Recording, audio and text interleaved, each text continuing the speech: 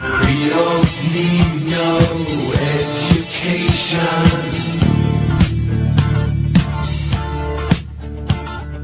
We don't need no thought control. We need to create a message area in the Prison Planet message board where you, the listeners, can help find all the stories we've done, all the other big reports in the last 5 years, even before that, the military running secret drills in Texas, secretly merging with 77 Texas counties, the police running drills. It's in Road to Tyranny, where we have troops walk up to us outside Waco and say, turn your cameras off. They have the robot out there. They blow up 2 cars. They tell the public terrorists have really hit. They pull over the Greyhound bus. There's troops out there. They give us the secret document on accident, saying that they've secretly taken over 77 counties. That was in 98. Again, I can't even keep track of it all. I've told Watson today just to take all those links and to put them all together with just a header as an addendum to what has been done by the congressman, because people are, Willie Nelson 2 weeks ago just brought this up on his own on the show. Dr. Paul Craig Roberts just called me out of the blue last week. He used to kind of poo-poo concentration camps when I'd have him on, father of Reaganomics. Now he's all freaking out because of the San Francisco Chronicle story. He's sending me documents. Well, we need to find, it's in my book, but we need to find that addendum that was classified, declassified, reclassified, PDD, all the other PDDs. Remember Thomas Sanchez said he saw a secret PDD 25 in Alice, Texas, and he was the emergency manager for the Kingsville County, and he was a former special ops in Vietnam, emergency manager, head of the town. They came to him and said, we're getting ready for martial law, and he said, no, I won't be part of it, and then he was on local television.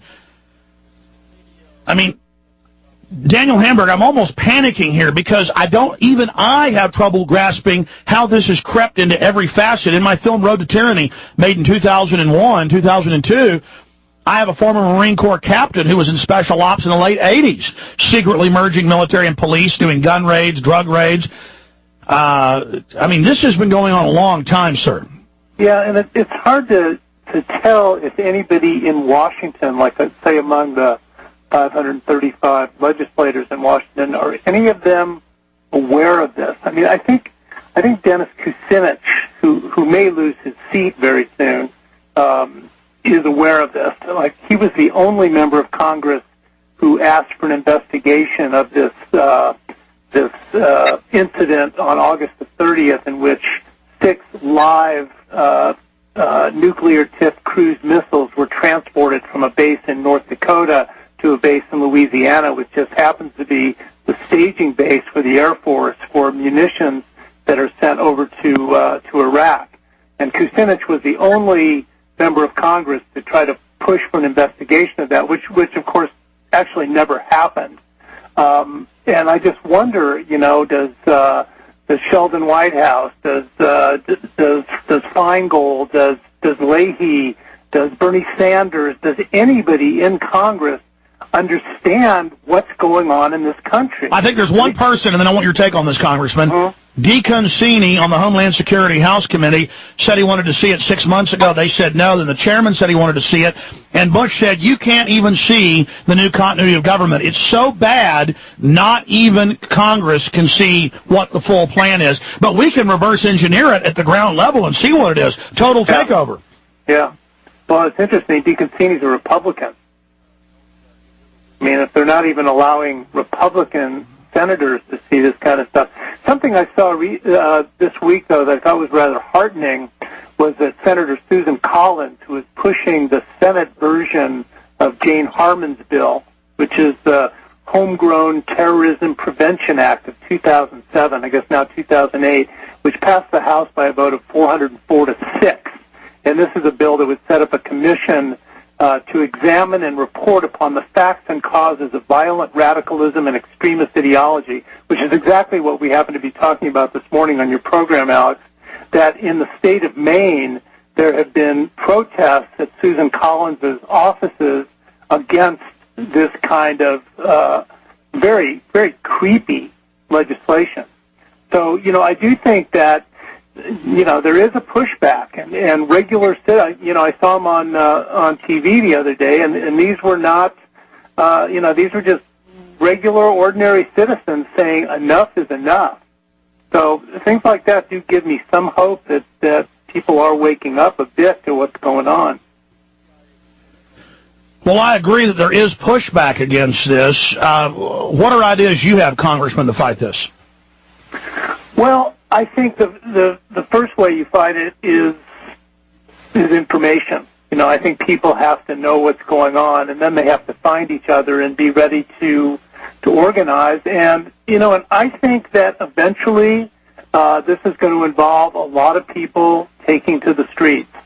You know, we've seen it happen in other countries around the world, and we've seen that there's a point at which enough people get fed up enough with what's going on that they demand that it stop. I think that it's really interesting to see this Obama phenomenon going on, and, you know, I think all your listeners understand the very compromised position of a Barack Obama, who gets the majority of his funding, or a lot of his funding, from Goldman Sachs, from the nuclear power industry, and so on. But what Barack Obama shows is that this is a country that is just dying of thirst, wandering around in the desert, just wondering where they're going to get their next sip of water. And Obama is standing there with a glass of water and saying, you know, something will change. And I'll tell you what, if he does carry through with this, and he is elected president, and if the kinds of change that people in this country want does not begin to happen, by 2012, we're going to be on the verge of a kind of degree of public unrest that this country has certainly never experienced in its 200-plus year history. And that's why they're building the camps. They are going to continue with their policies. It's not going to change. They'll give us some fronts, some fakes, in my educated opinion, like Obama, who will say what you want to hear, but then won't actually do it. But you do see them choosing him over Hillary. She's being rejected because people know she's a warmonger. People know that she's establishment. And I misquoted earlier, the articles, Bush's martial law plan is so shocking even Congress can't see it. Executive Uber Alice, as member of Homeland Security Committee, barred from viewing post-terror attack provisions. PrisonPlanet.com, President Bush's post-terror martial law plan is so shocking that even members of Congress and Homeland Security officials are barred from viewing it. And it was Congressman Peter DeFazio, I don't know why I said DeConcini, was asked by that makes more sense. Was asked by his constituents to see what was contained within the classified portion of the White House plan for operating the government after a terror attack, and he was told no. Then the chairman asked and was told no. Now, was that the chairman of the Intelligence Committee? That was the chairman of the Homeland Security Committee. Okay. House. Okay. I did pull it up. It was also in the Oregonian, not just our article about it. Yeah. Well, I think there's also a really good reason to wonder what might transpire between now and November. You know, I think, people who say, well, will there even be an election in November? Will there even be a transference of power from the neocons? Although, I think there are a lot of very powerful influences in this country that see how badly the neocons have damaged the country. At least in terms of our international reputation, the country is economically bankrupt. I mean, things are not all that wonderful in America that there's definitely a need to tweak things. And maybe that's all Obama is.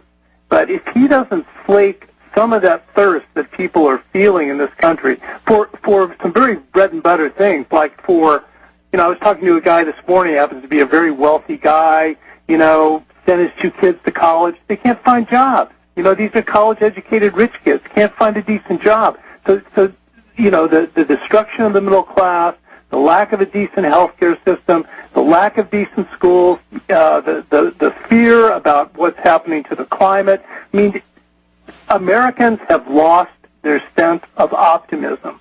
And that's what Obama is providing. And that's why nobody else, I don't think, can touch him, is because people are so desperate to feel some degree of hope and some degree of light in terms of where this country's going. But I think it's like somebody in the Sahara Desert 4 days without water who starts seeing, big oceans of fresh water.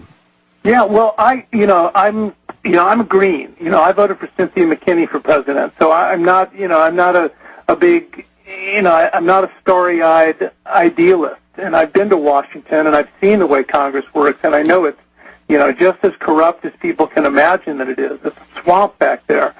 But I still think there is this yearning in people's hearts for something real and something true and something good. And if they don't get it, that yearning turns into anger. And at the point it turns into anger, people start demanding that something change. And, it's my only hope. It's all I have to hope for, is that people will finally get fed up and demand that it change. Because as we know, that's the only way anything ever changes.